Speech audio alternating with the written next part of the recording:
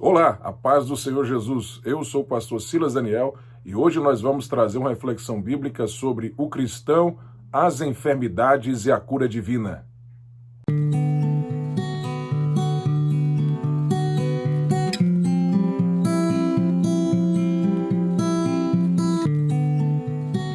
Como todos nós sabemos, ou pelo menos devemos saber, o sofrimento entrou no mundo por causa do pecado, quando nossos pais, Adão e Eva, exercendo mal seu livre-arbítrio, desobedeceram expressamente à ordem divina. E aí, como consequência desse ato, nós lemos lá em Gênesis capítulo 3, versículo de número 17, Deus dizendo a Adão: "Maldita será a terra por causa de ti, com dores comerás dela todos os dias da tua vida." E nós sabemos que entre essas dores estão as enfermidades. E aí, naturalmente, vem a pergunta: se o sofrimento é decorrente do pecado e as enfermidades estão nesse bojo, é possível um crente genuíno, um homem e uma mulher de Deus, uma pessoa lavada e remida no sangue de Jesus e que tem procurado viver uma vida de santidade na presença do Senhor, passar por enfermidades, sofrer enfermidades terríveis? Isso é possível à luz da Bíblia?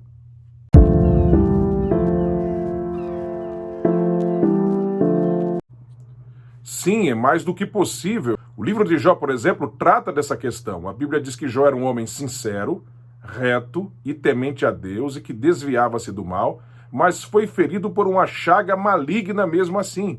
Além disso, o pecado de seus três amigos, Elifaz, Bildade e Zofar, consistia essencialmente em atribuir as enfermidades e todas as demais calamidades que sobrevieram a Jó a algum pecado oculto cometido por ele.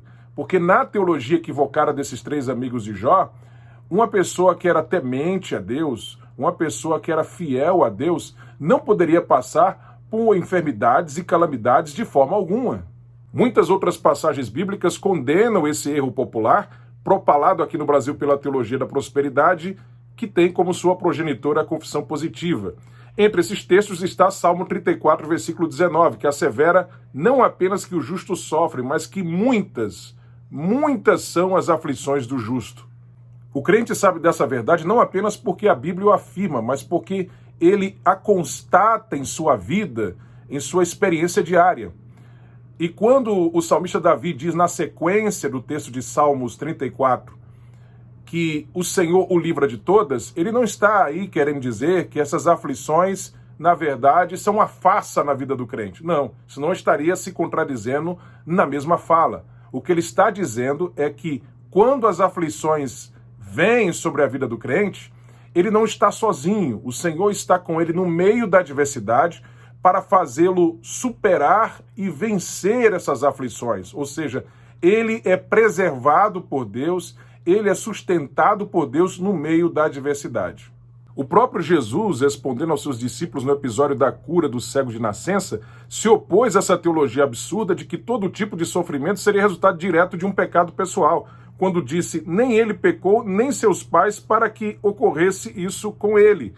E Jesus vai dizer ainda em João 16:33, que neste mundo, mesmo se formos fiéis a ele, vivenciaremos aflições. Disse ele: no mundo tereis aflições. Os apóstolos de nosso Senhor Jesus Cristo sofreram adversidades. O apóstolo Paulo sofria constantemente de algo que ele descreveu como um espinho na carne. Grandes servos de Deus da história sofreram enfermidades. Enfim, o crente sabe, à luz da Bíblia e da própria experiência, que as enfermidades fazem parte, sim, da vida cristã.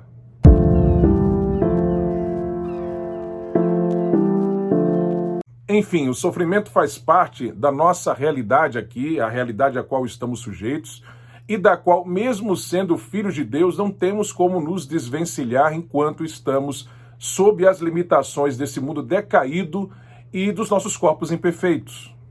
A palavra de Deus é categórica ao afirmar que enquanto estiver neste mundo, o cristão pode e deve ter seu espírito renovado a cada dia em Cristo, mas o seu corpo continuará sujeito à corrupção, como Paulo diz em 2 Coríntios capítulo 4, versículo 16. O nosso homem exterior se corrompe, mas o interior se renova dia a dia. O que é a corrupção do homem exterior nessa passagem? As enfermidades e o envelhecimento natural. Ou seja, por mais fortalecido espiritualmente e saudável espiritualmente que um crente esteja, ele não está imune às enfermidades físicas. Mas alguém pode se perguntar, se o sangue de Jesus Cristo nos purifica de todo pecado, o sacrifício de Cristo também não deveria redimir os nossos corpos, uma vez que eles foram afetados pela queda? Sim, e faz isso. É o que a Bíblia chama em Romanos 8:23 de a redenção do nosso corpo, mas que só vai acontecer por ocasião da segunda vinda de Jesus, quando os mortos em Cristo ressuscitarão e aqueles que estão vivos em Cristo serão arrebatados e todos nós teremos os nossos corpos glorificados, semelhantes ao de Cristo ressuscitado. E então nós não teremos mais envelhecimento, enfermidades, mortes, limitação, destruição, nada disso.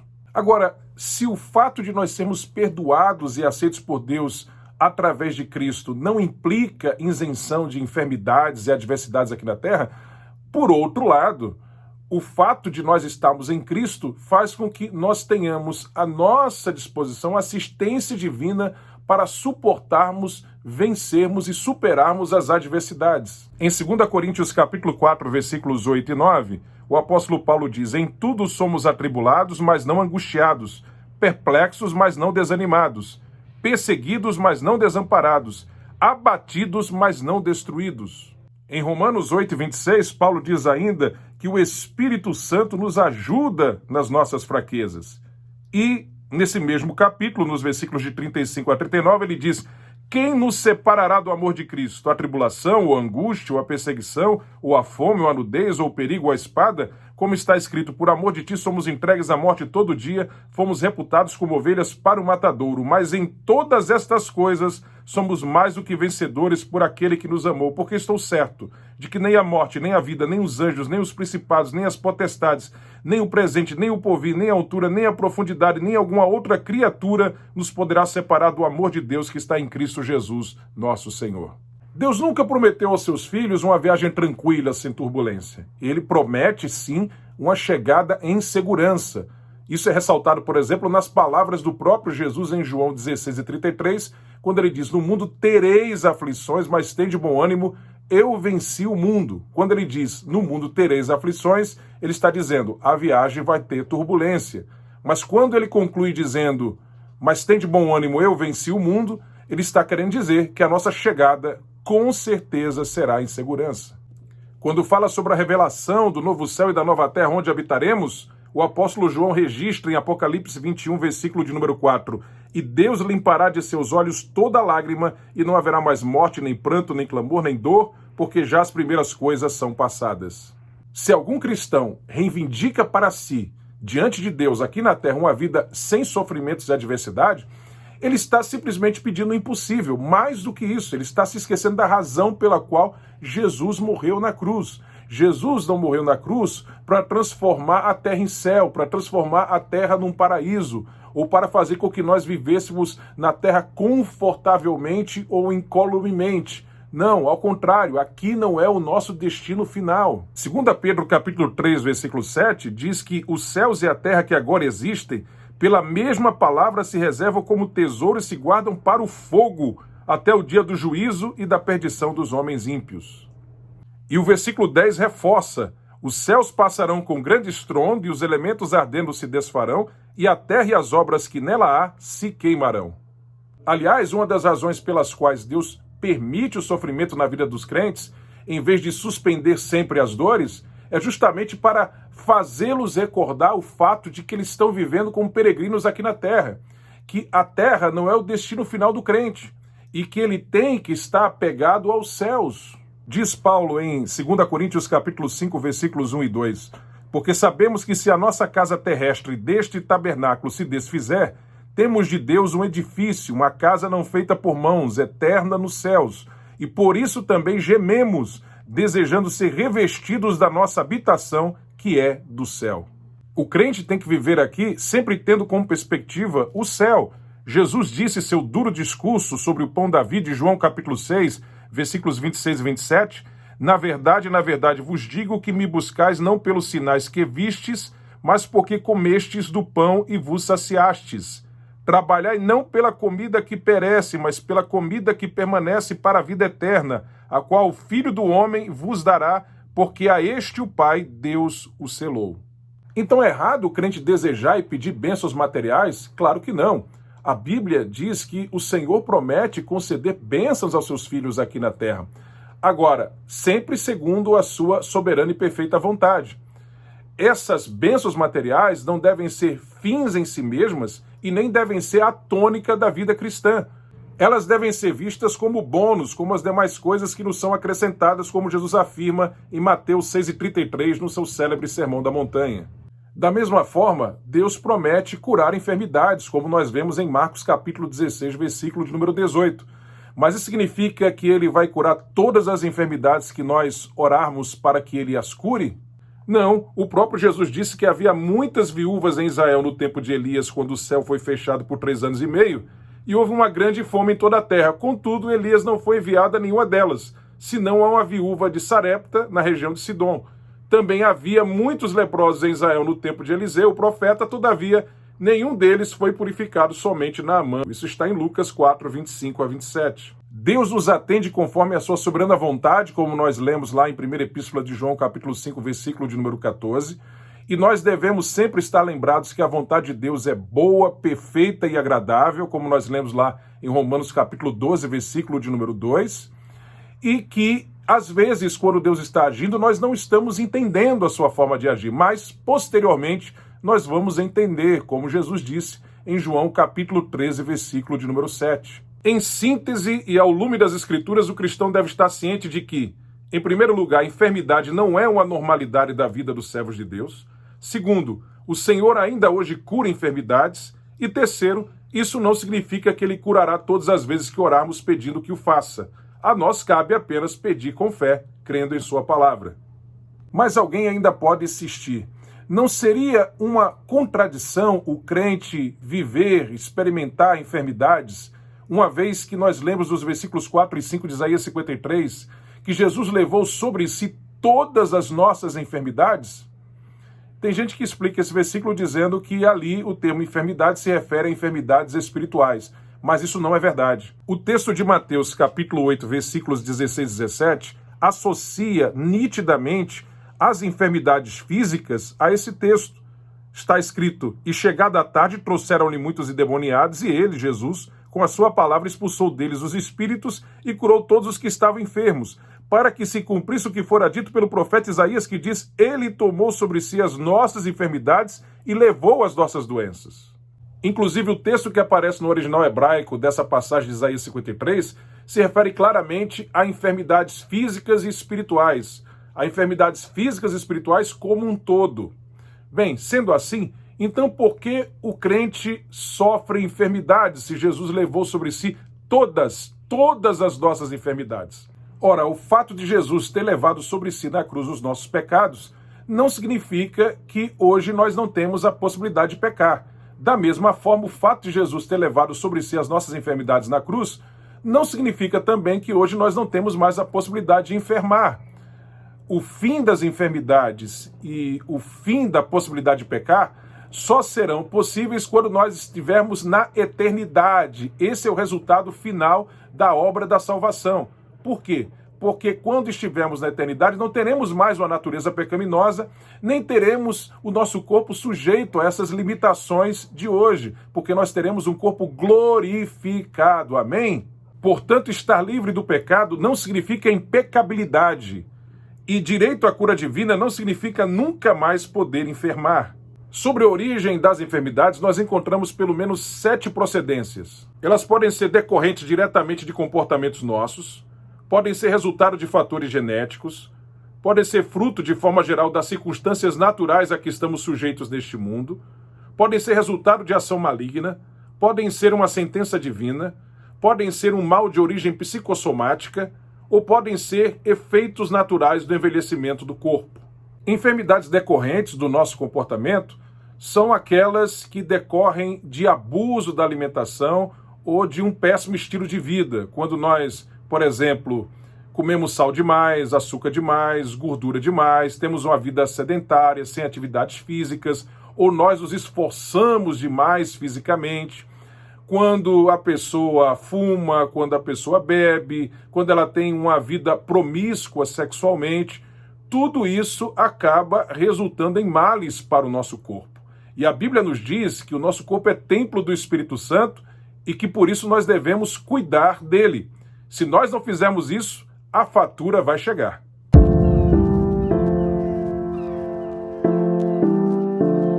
Doenças resultantes de fatores genéticos são aquelas que estão ligadas à hereditariedade, quando a pessoa herda de seus pais a propensão para desenvolver uma determinada doença que seus pais vivenciaram. As doenças congênitas também podem ser incluídas nesse caso. Elas são aquelas que decorrem da má formação da pessoa no ventre materno. E as doenças decorrentes de circunstâncias naturais a que estamos sujeitos aqui na Terra são as epidemias, como essa de coronavírus que nós estamos vivendo, e os ferimentos em acidentes. Tudo isso é algo que faz parte da contingência humana aqui na Terra. Quanto às enfermidades em decorrência de ação maligna, nós temos na Bíblia os exemplos do jovem lunático, em Marcos capítulo de número 9, e da mulher paralítica, em Lucas capítulo de número 13. No caso de enfermidades em decorrência de ação maligna, nós temos a cura através da expulsão da ação maligna na vida dessas pessoas pela autoridade do nome de Jesus. E quanto às enfermidades em decorrência de sentença divina, nós temos na Bíblia o exemplo das pragas do Egito. Você vê ali egípcios contraindo enfermidades em decorrência de pragas que foram enviadas sobre aquela nação como juízo divino.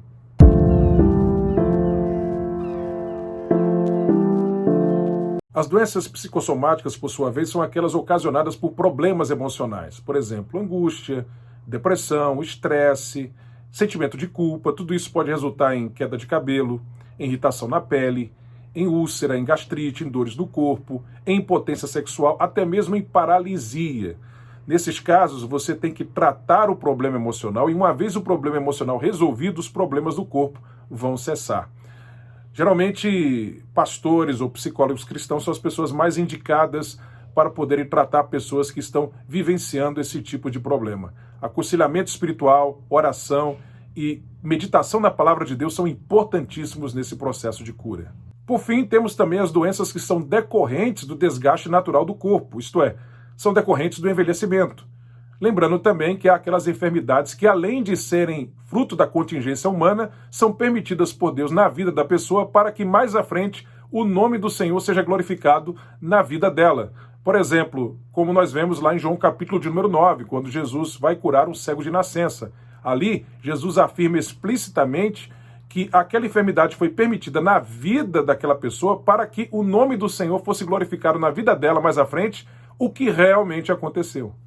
Bem, diante de tudo isso que foi exposto aqui, como o cristão deve lidar com as enfermidades à luz da Bíblia?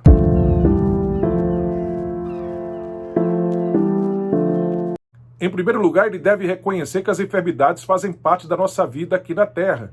Ele não deve cair na tolice de culpar Deus por alguma adversidade que ele está vivendo, como, aliás, é o expediente comum de pessoas que não conhecem a Deus e que acham que não são merecedoras de alguma enfermidade e que Deus é injusto ao permitir que elas vivenciem alguma enfermidade nesta terra. Em segundo lugar, o crente deve estar consciente de que Deus pode curá-lo se houver fé em Jesus para a cura. E ele pode fazê-lo imediatamente ou depois de algum tempo. E mesmo que o crente já tenha começado um tratamento, ele pode continuar pedindo a Deus a cura. Por exemplo, nós temos a mulher que foi curada de um fluxo de sangue. Episódio narrado em Lucas capítulo de número 8. A Bíblia nos diz que aquela mulher, durante algum tempo, sofria aquela enfermidade e, como uma judia crente, com certeza, ela pedia a Deus a cura. Mas isso só foi acontecer anos depois, quando ela teve um encontro com Jesus. E quando o crente recebe a cura, é importante que ele faça exames para comprovar a cura. Para quê? Para o fortalecimento da fé daqueles que creem em Jesus, para a evangelização dos não crentes e para a glorificação do nome do Senhor. Em terceiro lugar, se o crente está enfermo, ele deve pedir a Deus a cura. Mas se a cura não vir de imediato, ele tem que ir ao médico sim. O fato de ele ir ao médico não significa falta de fé, porque o crente, além de crer no poder de Deus para curar, ele tem que crer também na soberania divina, e que inclusive Deus usa as mãos dos médicos para curar vidas. Jesus disse em Lucas capítulo 5, versículo 31, que os doentes precisam de médicos. Lembremos de Lucas, o médico amado, como ficou conhecido. Ele escreveu o evangelho que leva o seu nome, ele escreveu o livro de Atos dos Apóstolos, E nesses 2 livros ele registra milagres operados por Jesus e milagres operados por seus discípulos na igreja primitiva. Ele cria em milagres, mas ele também exercia a função de médico, porque ele cria que Deus também usava a sua profissão para curar vidas.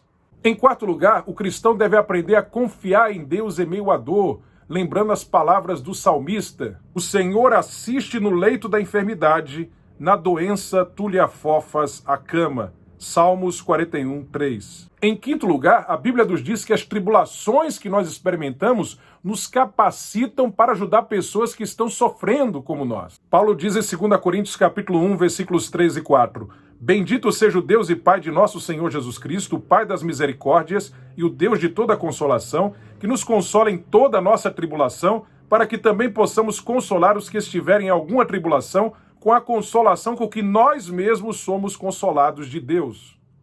E em último lugar, o crente deve se lembrar que Deus está com ele no meio da adversidade, que Deus não está distante, blindado num canto do universo, sem simpatizar com a causa do crente, sem ter empatia com ele, sem querer saber do que ele está vivendo. Não, Deus está com você no meio da dor, no meio da adversidade. Você deve crer que Deus cura, você deve pedir a Deus a cura, e se ele não quiser curar de imediato, por alguma razão que você não sabe, ou se ele não quiser dar a você a cura dessa enfermidade, você não deve entrar em desespero, porque você sabe que ele vai estar com você no meio de todo esse processo difícil. Ele vai estar assistindo você, o Espírito vai te ajudar nas tuas fraquezas, ele vai te dar graça para você superar e vencer toda esta situação. Amém? Queridos, estamos chegando ao final de mais uma reflexão bíblica. Eu espero que esta palavra encontre guarida no seu coração e crie raízes para que seja bênção na tua caminhada rumo aos céus. Eu quero lembrar você a se inscrever no nosso canal aqui no YouTube e também a compartilhar esse vídeo ao maior número possível de pessoas para que mais pessoas sejam abençoadas através deste conteúdo que nós produzimos com tanto carinho aqui para abençoar vidas, ok? Um abraço e até o nosso próximo encontro.